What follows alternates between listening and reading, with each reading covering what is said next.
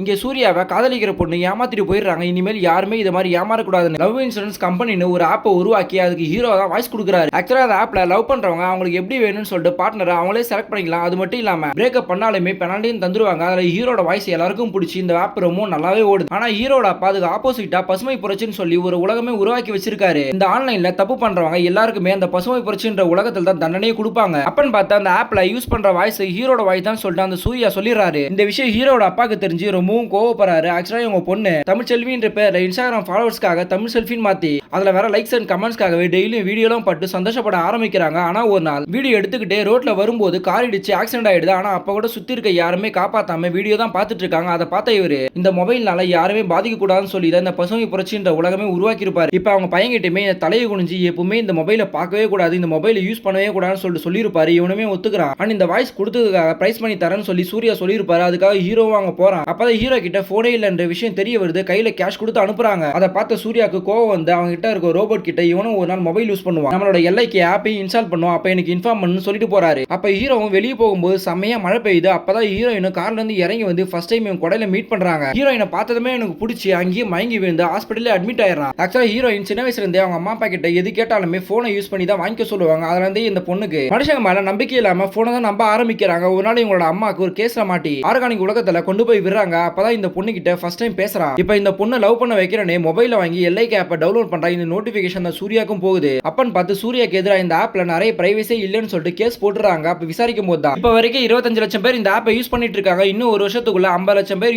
Use பண்ணலாம். இதை மக்களுக்கு பிடிக்கலன்னு சொல்லி நீங்களே க்ளோஸ் பண்ணின்னு சொல்லிட்டு சொல்றாங்க. இதை கேட்டதுமே இந்த ஆப்ல லவர்ஸ்க்கு புதுசா ஸ்கோர் வர மாதிரி செட்டிங் அப்டேட் பண்றாங்க. அதே டைம்ல ஹீரோவும் இந்த பொண்ணு லவ் பண்ண ஆரம்பிச்சாங்க. அப்பன்னு பார்த்தீங்கன்னா ஸ்கோர் வர விஷயம் தெரிஞ்சதுமே இந்த பொண்ணு ஹீரோ கூட சேர்ந்து ஸ்கோர் பார்க்கறா. மினிமம் 40 கீழே வந்தாலே இவங்களுக்கு கூட லவ் இல்லைன்னு சொல்லிட்டு அர்த்தம். ஆனா இவங்களுக்குள்ள 3% தான் வருது. இதை பார்த்த இந்த பொண்ணுமே பிரேக்கப் பண்ணிட்டு போயிடுறா. அப்பன்னு பார்த்து ஹீரோட அப்பா வந்து இவன் மொபைல் யூஸ் பண்றதை பார்த்ததுமே கோவப்படுறாரு. சோ ஹீரோவும் இந்த ஆப்பால தான் என்னோட வாழ்க்கையும் போச்சு, யாரோட வாழ்க்கையும் இனிமேல் போகக்கூடாதுன்னு சொல்லி எப்படியாச்சும் இதை க்ளோஸ் பண்ணியே தீருவேன்னு சூர்யா கிட்ட சேலஞ்ச் விடுறான்.